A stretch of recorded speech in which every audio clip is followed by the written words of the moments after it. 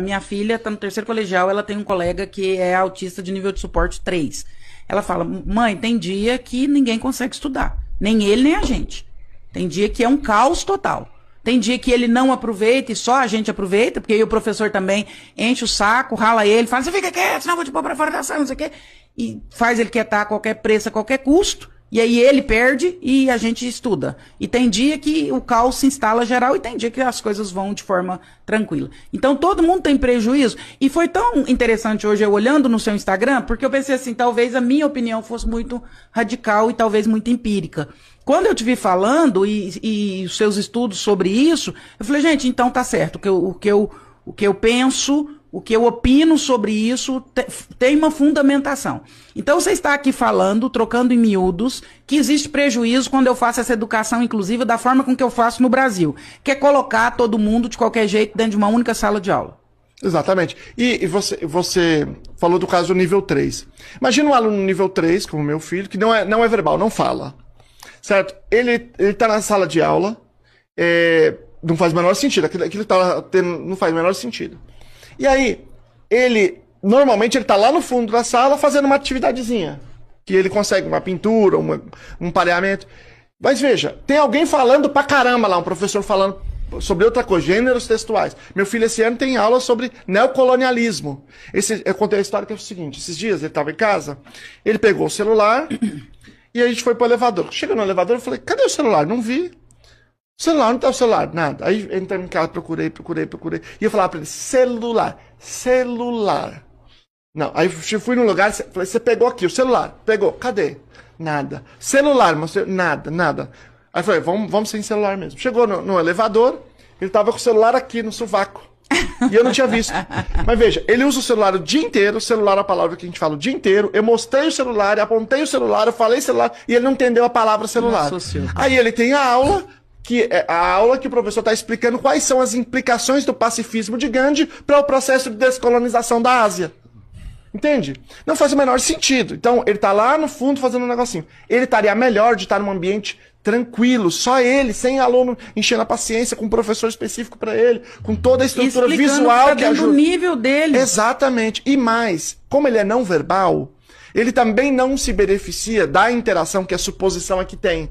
Lá no intervalo, na entrada, da interação social. Então, para ele, não é nem a sala especializada. Ele se beneficia mais de uma escola especializada, em que, além de ter um ambiente muito mais estruturado, ele também tem um apoio terapêutico, uma integração terapêutica forte. Entende? A escola virou uma panela de pressão.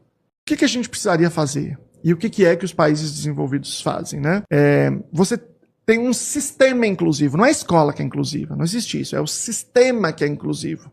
O sistema inclusivo tem a sala comum, tem a sala especializada e tem a escola especializada. Qual é o país que acabou com isso? Nenhum. Não existe precedente, né, de ter acabado com salas especializadas e escolas especializadas. O que tem acontecido no mundo nos últimos anos é reduzir escolas especializadas e aumentar salas especializadas.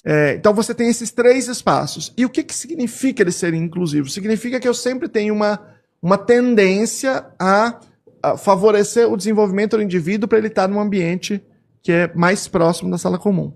O nome deste princípio chama-se princípio do ambiente menos restritivo possível. Então assim, é possível estar na sala comum? É possível. Precisa de apoio, mas é possível. Então, se é possível, é lá que ele tem que estar. Não é possível, tem que estar na sala especializada. É possível ele ficar na sala especializada? Então é lá que ele tem que ficar. Não é possível, então ele pode ir para uma escola especializada. E esse princípio do Least Restrictive Environment é o princípio que vai apoiar essas famílias para que eles estejam no ambiente menos restritivo possível. Sempre. Como é que funciona isso? Qual é o critério? Bom, o critério é o seguinte. Vamos lá. Se eu estou na sala de aula e eu aprendo aquilo que o professor está ensinando, então eu tenho que estar na sala comum. Bom, eu posso aprender diferente? Pode. Pode fazer uma adaptação para aprender? Pode. Eu acompanho a sala, mas eu preciso fazer adaptações e eu faço. E essas adaptações, elas são possíveis do professor regente fazer. Agora, eu tenho um aluno que ele não aprende aquilo ali. Ele não está aprendendo aquilo ali. Ele não tem os pré-requisitos para aprender aquilo ali. Por exemplo, eu estou ensinando, sei lá, estou trabalhando com a literatura do gêneros textuais, estou trabalhando lá com com o Jorge Amado, a gente está lendo o Capitães da Areia, ou discutindo ele. Eu tenho um aluno analfabeto. Tem o menor cabimento. Isso aqui não adianta dizer, eu vou ensinar gramática de uma outra forma que ele ensine. Não existe isso. Não viaja, Não viaja. Então, ele tem que estar na sala especializada. Então, por exemplo, você pode, por exemplo, não estar alfabetizado. Mas você pode... A matemática você pode saber. Existem casos assim. Então, na aula de português, ele está na sala especializada, na aula de matemática, ele está na sala comum. Ou, às vezes, português e matemática é o mais comum. O equivalente à língua e à matemática, ele não consegue acompanhar. Então, ele vai para a sala especializada. Mas, educação física e artes, ele consegue estar. Então, ele vai estar na sala comum. Então, ela se aproveita da socialização da escola comum, nos ambientes de socialização, e ela se aproveita de um desempenho acadêmico, desenvolvimento acadêmico, na sala especializada, dentro da escola comum. Então, une o melhor de dois mundos, né? E você tem um grupo que não se beneficia desta relação social. Não é só que ele se beneficia mais lá, é que as pesquisas mostram que se ele estiver na sala comum, ele tem prejuízos. É prejudicial à vida dele. Então, ele tem um contexto ali que ele não se comporta, ele não aprende aquilo ali, ele não tem um comportamento social apropriado, eventualmente ele bate, ele grita. Isso aumenta o estigma. Quem não está nessa fantasia, quem está na vida real, sabe que está péssimo. As famílias sabem que está péssimo, mas principalmente os professores sabem que está péssimo. E os professores estão ficando cada vez mais revoltados. Eles estão ficando nas tampas, os professores estão. Eu me lembro que eu fui da banca de mestrado de uma moça chamada Adriana Ellen. E foi muito interessante. Ela primeiro, tinha uma introdução no mestrado que era o seguinte. Tem uma amiga minha, uma professora, que ela entrou na sala de aula, foi cuidar de uma criança autista, e ela apanhava todo dia. E ela começou ele não conseguia fazer a criança nem entrar na sala e tal. Ela começou a entrar em depressão, ela entrou em depressão, teve um monte de coisa, um monte de... E aí isso me inspirou. E aí eu perguntei pra ela, eu falei assim, essa aqui é a sua história? E ela falou, é minha história. Eu coloquei como amigo, mas não é minha história. Que ela ficou envergonhada de dizer que ela tinha entrado em depressão porque não conseguiu ensinar. Olha que forte. Aí o que ela fez? O discurso é o seguinte, quando o professor diz que a inclusão, ele é contra a inclusão, ele reclama da inclusão, aí dizem o seguinte, mas essa pessoa é ruim de inclusão, ela não é inclusiva, ela não tem no coração inclusão. Por isso que a exclusão está ruim, por causa dessa pessoa aí. O discurso é esse, o discurso é de culpabilização dos professores, né? Só que ela fez diferente. Ela ia numa escola e dizia, quem aqui é o melhor professor de inclusão de todos? É fulano? Então é fulano que eu vou entrevistar. O que fazia tudo, o que adaptava, o que fazia tudo. Abre aspas, do jeito que está lá, abre aspas. É por isso que todo mundo se revolta com a inclusão, fecha aspas. Isso estou falando da melhor professora de inclusão daquela escola. E aí o que acontece é o seguinte, esse balão está enchendo, está enchendo, está enchendo, e uma hora ele vai estourar.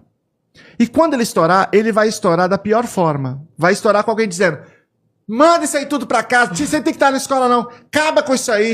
E aí os professores vão dizer, é isso aí. Porque ninguém está discutindo a realidade. Ninguém está tendo coragem de discutir a realidade, de colocar as coisas, as cartas na mesa e de dizer o que a gente precisa fazer de maneira razoável. Porque isso que a gente vai discutir aqui agora, de escola especial, tenta discutir numa universidade, que é onde o debate deveria acontecer. O debate deveria ser o seguinte, vamos produzir dados? Produz dados, ver como é que tá as coisas, não está funcionando? Não, vamos medir, não funciona. E vamos tentar outras coisas, vamos tentar essa, vamos tentar essa, vamos tentar essa. O debate razoável de ideias, de confrontação de várias possibilidades, deveria estar acontecendo na universidade. E você vê, a escola virou uma panela de pressão. E a universidade está dizendo, tá ótimo agora, gente, agora tá top, que tá todo mundo na sala comum. Então, essa situação é um caldeirão.